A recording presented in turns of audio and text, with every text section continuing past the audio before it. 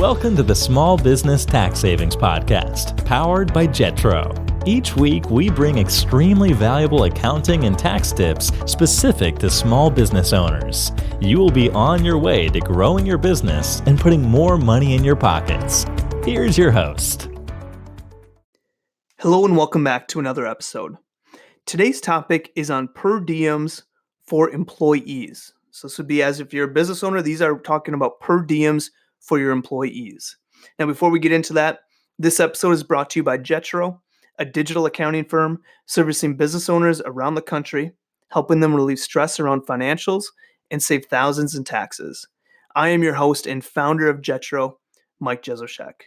Now, if you're looking for per diems for business owners, look into our episode last week. We touched specifically about how per diems work for the business owner. Now, today what we want to do is talk about how per diems work for your employees. So, as a business owner, if you have employees who travel for your business, the IRS travel per diem method may be a great option for you. Now, I want to go through the three categories again. And so when you're talking about per diems, there's three different categories that they fall into. A per diem allowance, which is lodging, meals, and incidentals. A standard meal allowance, which is meals and incidentals, and those rates range from $55 to $76 per day, depending on the location. And then the third one is incidentals, which is $5 per day. And the IRS looks at incidentals as fees given to baggage carriers, bellhops, hotel staff, things like that. So when we're looking at location, we're looking at the standard meal allowance, the dollar amount for the standard meal allowance depends on the location based on the place that you sleep on a given day. So when your employees travel for work, you can give them a per diem allowance for their meals, lodging, and incidentals. No substantiation of the actual amount spent is required. It's simply a per diem that you're giving them. They can use those funds as they wish. Note that employees are still required to keep track of the time, place, and business purpose of their travel using an expense report, trip log, or something similar to that. But the employees can keep any money less than the per diem without any kind of problem. For any money in excess of the per diem, you, the employer, have to put that employee's W-2 as taxable wages. So again, location depends on where they sleep that night. When your employees travel for work, you can give them a per diem allowance, and they don't have to actually submit that substantiation to you. So you're giving them an allowance. Let's say they're in Sacramento and the allowance is $66 per day. You're giving them $66 per day. You get a full deduction on that. They can spend that as they see fit.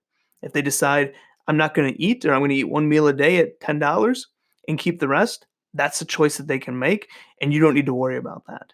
Now, what you do need to have is you still need employees to have a trip log, expense report, or something that is showing and substantiating why that should be a business expense.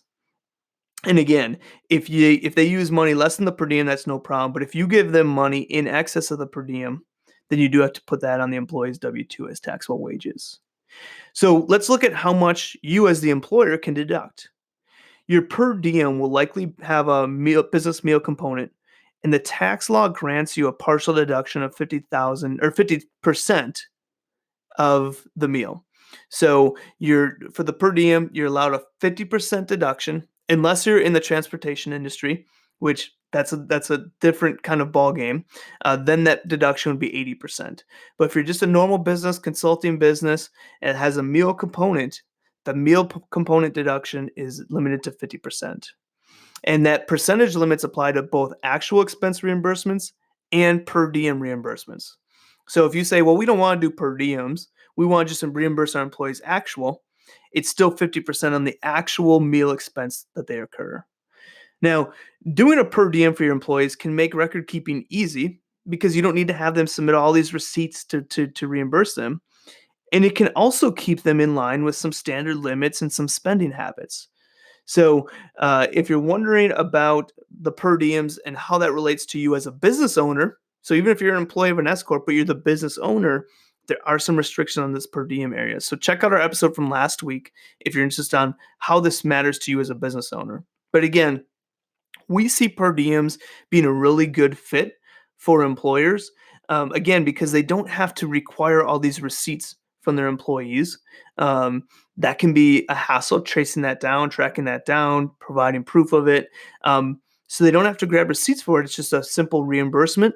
Now, the only downfall is a lot of times that per diem rate is lower than what their expenses might be. So sometimes, if you have an employee that's out somewhere more expensive and their limit's only $66, they might not be able to get away on that for meals for a full day. So that's the only kind of downfall of the per diem. But again, remember that although the employees do not need to submit receipts for the per diem for your purposes, you still need to substantiate why that was a business expense. So what client were they meeting? Why were they there? And details on that trip to get that business deduction. So again, if you're a business owner, you want to know how this affects you as the business owner, how you can use per diems for yourself, check out our episode last week.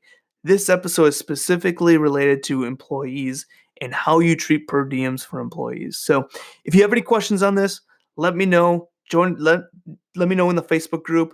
Shoot me an email. And again, any other topics you want to hear on in the future, continue to shoot those over to us. I love to cater topics specific to what our listeners are looking for. So this is another episode. I will see you next week. Now, one last thing before I go. Don't forget to check out our podcast website at www.taxsavingspodcast.com. That's taxsavingspodcast.com. This is a great resource to go and check out our most recent episodes, as well as find extra items if you want to take what we discuss here and dive deeper.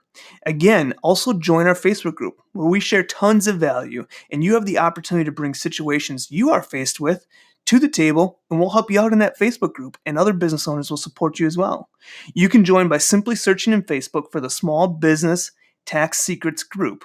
Again, it's a Facebook group called Small Business Tax Secrets, and there should be a group that pops up that you can join. This has been another episode of the Small Business Tax Savings Podcast from the team at Jetro. If you enjoy our weekly episodes, please leave a review on whatever platform you listen to us on and share with other business owners. If you have any questions or future topics you want to hear, email them to tax@jetrotax.com. Thanks for listening and have a great day.